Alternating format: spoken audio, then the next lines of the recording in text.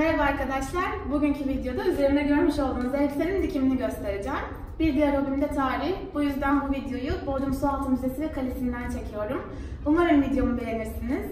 Videomu beğenmeyi, kanalıma abone olmayı ve yorum atmayı lütfen unutmayın.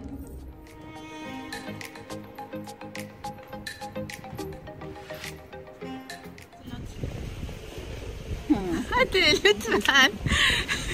Allah.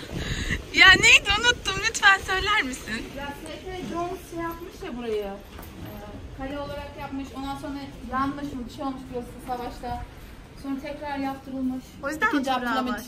yaptırmış işte tekrar. Hapishane olarak insanları atmış. Doğru, Ali Karnas balıkçısı yatıyor demiş. Aman sürgün mü edildi, bir şey demişlerdi. Maruz çok sevmiş. Evet. Güzelmiş gerçekten. Şurası da güzelmiş.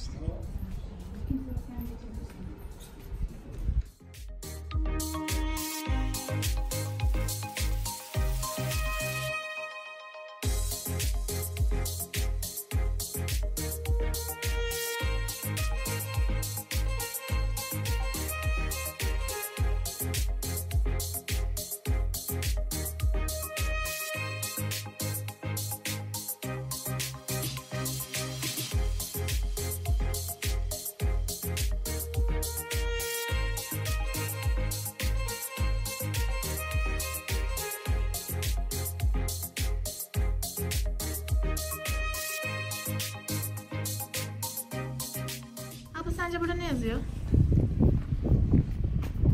Sanki yeni yazmışlar ha. Okumaya çalışsana. Noma Fatih Zobida. Yoğurt yazıyor. Çok açım galiba, yoğurttayım. Johan yazıyor. Robert Johan yazıyor. Robert F. Regard da olabilir. Rogert da olabilir. Robert. Bu elbisenin kalıbını bedenimizden bir tık bol, düşük omuzlu bir sweatshirt'ten çıkaracağız. Kumaşımın uzunluğunu boyundan bele kadar olan yüksekliğe göre enini de sweatshirt'ün genişliğinden 1-2 santim daha geniş olarak ayarladım. Kumaşımı 4'e katlıyorum, sivitimi de 2'ye katlayarak kumaşımın kat yerinden 2 santim pay bırakıp yerleştiriyorum. Daha sonra 1 santim dikiş payı vererek kesiyorum.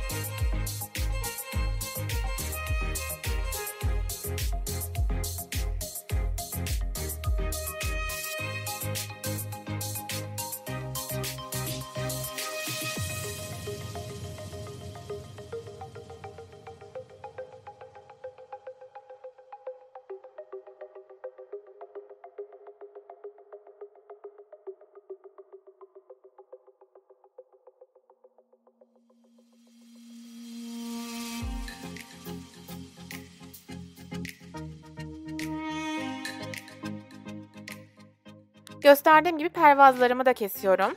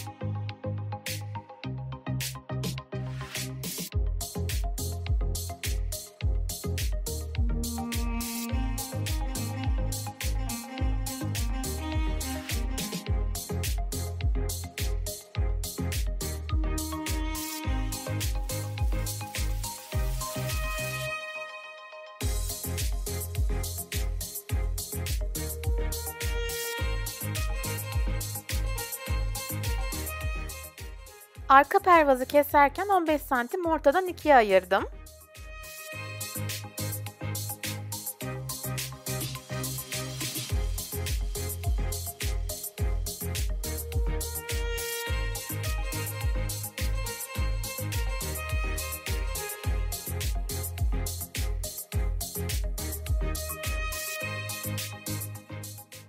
Tüm kenarlara sürfile geçiyorum.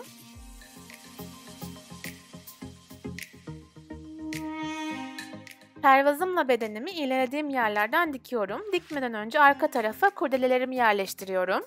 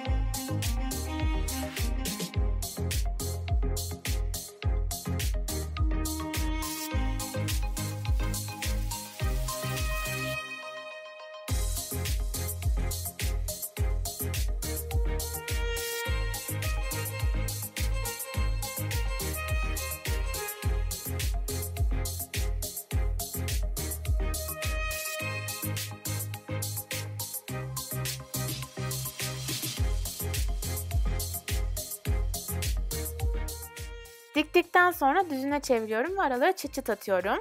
O küçük kesikleri atmadan nasıl durduğunu göstermeye çalıştım burada size.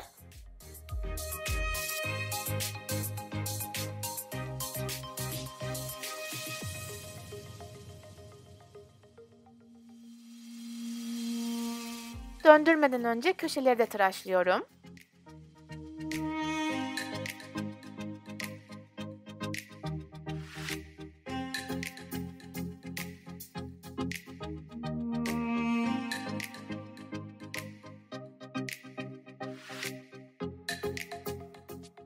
Burada dikkat etmeniz gereken dikişi tahrip etmeden ama dikişe çok yakın bir kesik atmanız.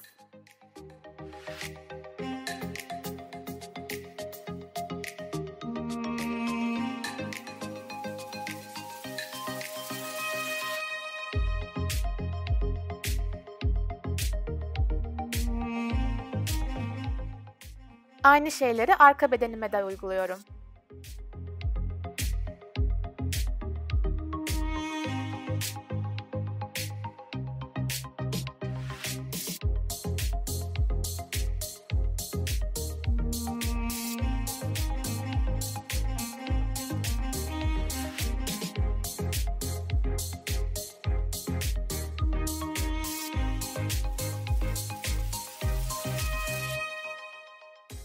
Daha sonra yüzü yüzüne bakacak şekilde ikisini omuzlardan birleştiriyorum ve iğnelediğim yerleri dikiyorum.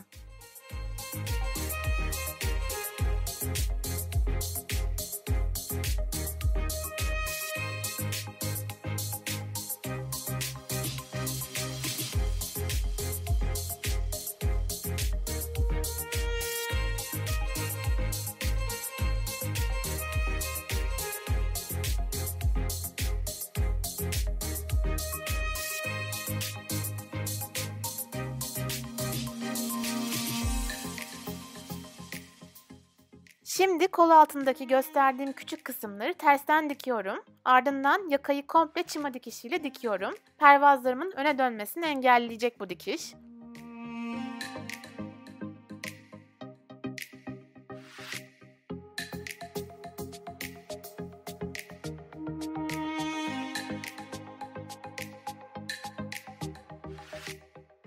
Mezurayı çevire çevire kol kavisimi ve bel çevresini ölçüp not alıyorum. Bu ölçünün 1,5 katıyla fırfırlarımı yapacağım. Mesela bel çevresi 100 cm ise 150 santimlik kumaş kesip onu büzdüreceğim.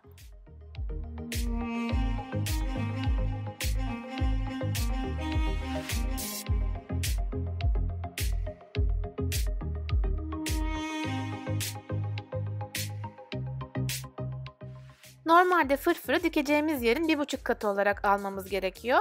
Ancak ölçüp durmak yerine benim kumaşım 160 santimdi. İlk fırfır katını 1 en kadar, ikinci fırfır katını 1,5 en kadar, üçüncü katı da 2,5 en kadar yaptım. Makinemin tansiyonunu 7, ayak genişliğini de süs dikişine aldım. 9'da çok sık oldu, 7 iyi. Buradaki önemli nokta, baştaki ve sondaki iplerinizi olabildiğince uzun tutun.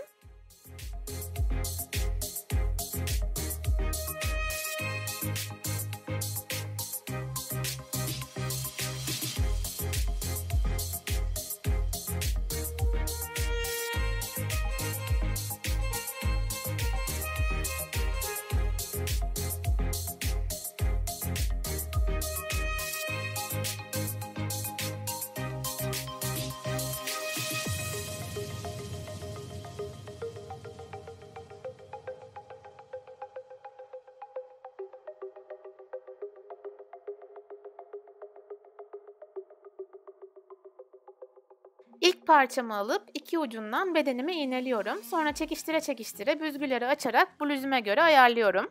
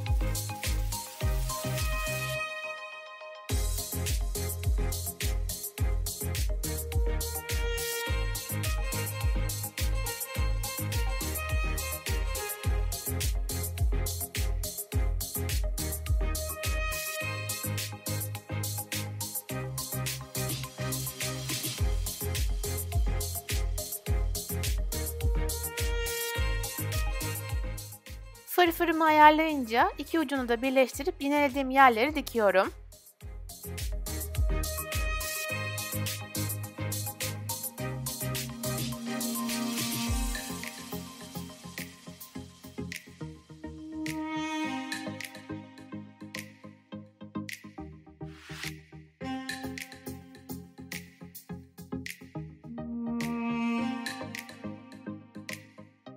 İkinci katımı da aynı birinci kat gibi iğneleyerek sabitliyorum. Burada birazcık fazla gelen kumaşım oldu çünkü büzgülerimi göz kararı ayarladım.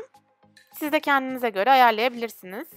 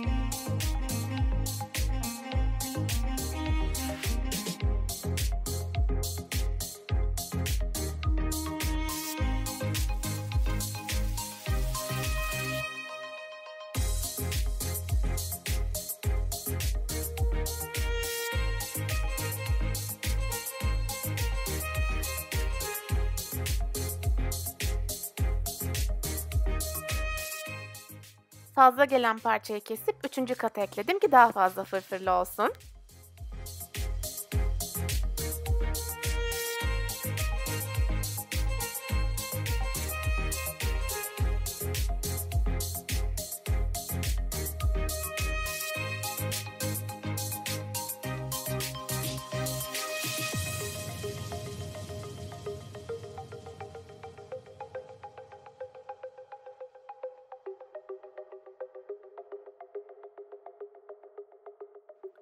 Son katımı da aynı şekilde dikiyorum.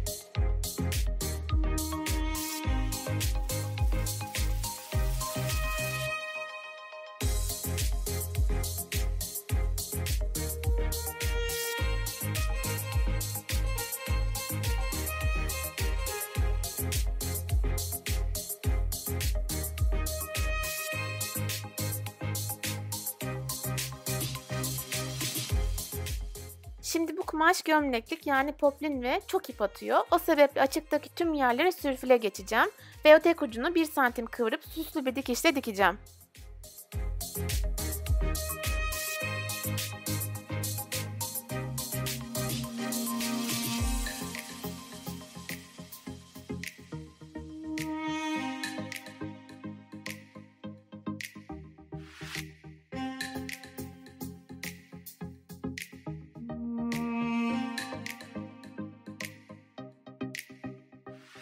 Kol evini de ölçüp 10 santimlik fırfır yapıyorum. 80 santimden biraz daha az uzunlukta bir kumaş bir kola yeterli oldu.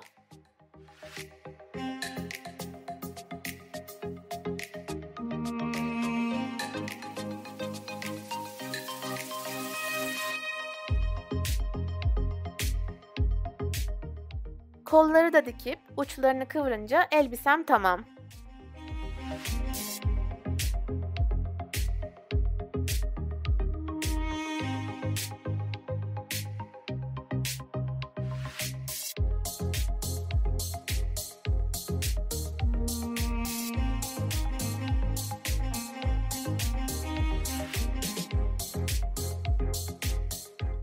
İzlediğiniz için teşekkür ederim.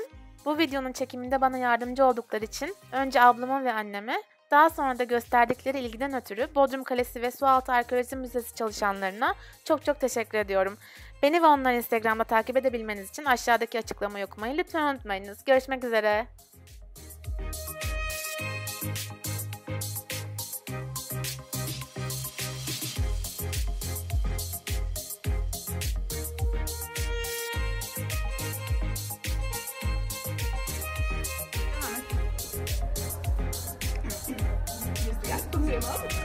Merhaba. Merhabalar. Arkadaşlar nasıl